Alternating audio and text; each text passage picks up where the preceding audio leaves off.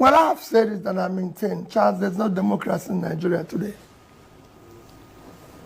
Nigeria today is not a democratic country. Let's stop telling ourselves lies.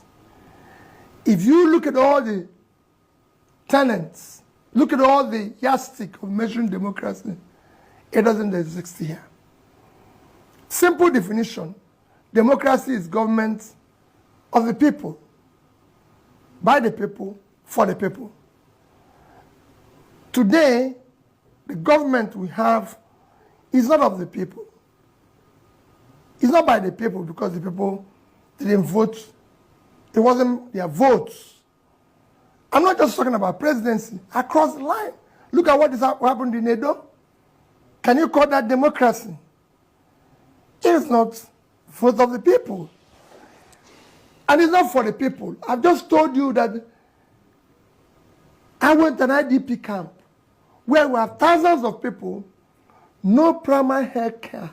They were begging me to have one nurse, which I said I must make sure I bring. They don't even have primary school, which again I told them I will make sure it happens. So what are you doing?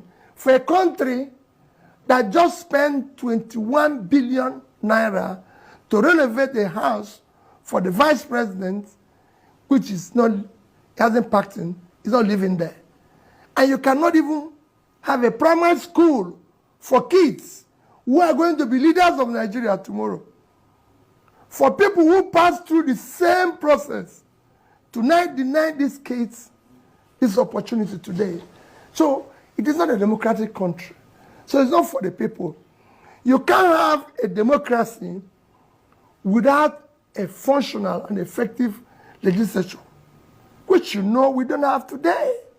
You can't have a democracy without, again, an independent judiciary that fights for the common person.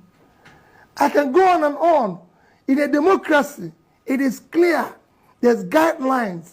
Even when you set for people vying for election, like in Nigerian case, you have to talk about people must be qualified. They must have primary school, secondary school, university, and must attain certain age. Charles, that is not happening today. People are with unverified, forged certificates all over the place, criminal records and everything, and they're in charge. So you cannot say that. It is, yes, maybe we're striving to be a democratic country, but the way we are today is not. Look at what happened in Rivers that you mentioned. Can you call that democracy?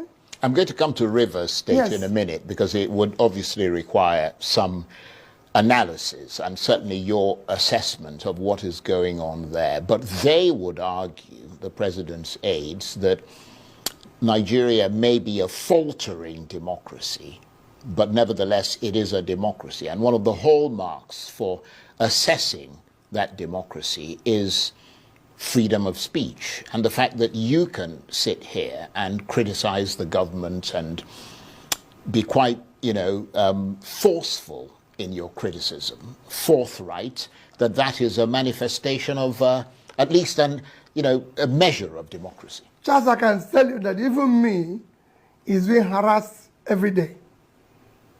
There's no freedom of speech. And you know that yourself, Charles. And I can tell you, and there's so many people who are being detained in one place or the other because they've made one statement or anything. Well,